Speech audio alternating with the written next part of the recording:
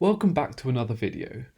In the previous videos, we've been looking at the three certainties, namely certainty of subject matter, certainty of intention, and certainty of objects. And in this video, we're going to be looking at conditions subsequent and conditions precedent, which may be considered as a fourth certainty. So, although we have, the three certainties that we've looked at previously, some people do argue that there is a fourth certainty, a certainty of conditions. However, a trust will not automatically fail for uncertainty of conditions, in particular where the condition is one of defeasance, a condition which, if met, excludes a beneficiary from the trust. If a trust is conditional on something happening, the trust will not automatically fail if the condition is uncertain. So that's all this is saying. In some cases, the object may be identified, but the settlor or testator has attached conditions to the trust or gift which be met in order for the beneficiary or donee to take the property.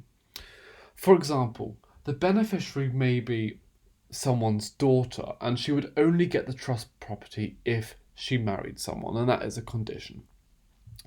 In some cases, these are readily identified when the beneficiary or donee reaches a certain age or on their marriage and do not cause an issue.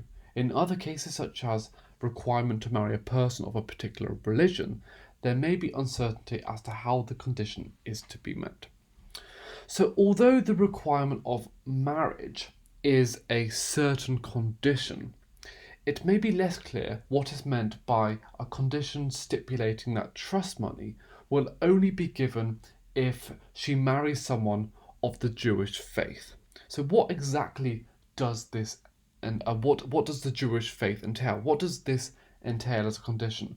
And this condition is therefore rather uncertain because it's difficult to determine exactly whether or not someone is of Jewish faith.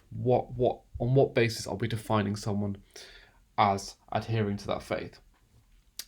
A condition precedent is a condition which must be met in order for the benefit to be conferred on the beneficiary. So a condition precedent is a condition that must be met before being conferred the benefit. For example, they must get married. Most of the time, these are simple and clear, and you know when you've met the conditions. And until the condition is met, the beneficiary has no interest in the trust property. A condition subsequent is a condition which applies after the beneficiary has received a benefit and which will, if met, end or vary the trust. So this is a condition which applies after the beneficiary has received the benefit. If the condition is met, the trust will be varied. For example, a condition that someone will lose the benefit of the trust if she gets divorced. So the trust will be in place, and if a certain condition is met, it will usually end the trust. Both conditions precedent and subsequent must be certain. However, conditions subsequent may be conditions of defeasance. For example, a trust that provides a benefit until a condition is met, such as a beneficiary divorcing, have the effect of withdrawing financial support from a beneficiary. As a result, courts have tended to apply the requirement of certainty more strictly than a condition precedent.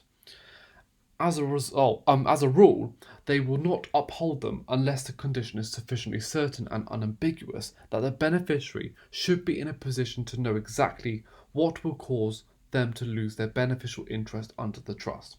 So courts don't like conditions of defeasance. They regard them as unfair and will try not to uphold them. They think it's unfair that someone who is benefiting from a trust can then later lose that interest. So as a general rule, the court will not uphold a condition of defeasance unless the condition is sufficiently certain and unambiguous that the beneficiary should be in a position to know exactly what will cause them to lose their beneficial interest under the trust. So the court are much stricter in applying a condition subsequent than a condition precedent. If a condition subsequent doesn't reach this benchmark, it is struck out and the person can keep their interest under the trust and breach that condition as much as they wish without any consequences. And there's a particular case that I want to look at now, and that's Clayton and Ramsden from 1943. And here the testator left property subject to a condition that the trust would be in trust for his daughter invalid if the daughter married a man not of the Jewish faith or parentage. The daughter married a man who was not Jewish. So this is a House of Lords case, and there was property left in trust for the daughter with a condition subsequent that if she married someone not of Jewish faith or parentage, the trust would end. And she married an Englishman who was not of the Jewish faith. And this is what Lord Atkin had to say. Lord Atkin said, "For my own part, I view with disfavour the power of testators to control from their grave the choice in marriage of their beneficiaries, and should not be dismayed if the power were to disappear, but at least the control by forfeitures imposed by conditions subsequent must be subject to the rule as to certainty prescribed by this House in Clavering and Ellison, and judged by the test there prescribed. This forfeiture fails."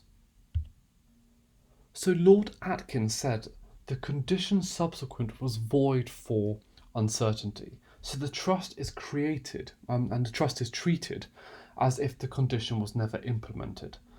So the daughter is able to breach the condition and still benefit from the trust itself. And Lord Russell said that the courts have always insisted that conditions of defeasance, in order to be valid, should be so framed that the person affected, or the court if they seek its guidance, can from the outset know with certainty the exact event on the happening of which their interests are to be divested. So Lord Russell said that a beneficiary under a trust subject to a condition of defeasance must know from the outset what will or won't make them lose their interest. And this is a high degree of certainty which is strictly applied by the courts. The courts clearly want to uphold the trust and don't like these types of conditions. So now we should have a pretty good understanding of the distinction between conditions precedent and conditions subsequent and how the court treats both of them. Now I'm going to stop the video here, but in the next video I'm sort of leading on from this one to talk about particular situations and scenarios, such as how the court deals with extrinsic evidence, and we look at Reed Tuck Settlements Trust, which sort of leads on from Clayton and Ramsden, and Reed Tepper's Wills Trust as well, and also have a quick look at the Administration of Justice Act 1982 and testamentary gifts with relation to this area. So yeah, if you have any questions about this video, please leave a comment below and I'll get straight back to you, but make sure you check out the next video too, and that will give you even more understanding about this particular area of law. Make sure you subscribe to my channel, and thank you very much for watching.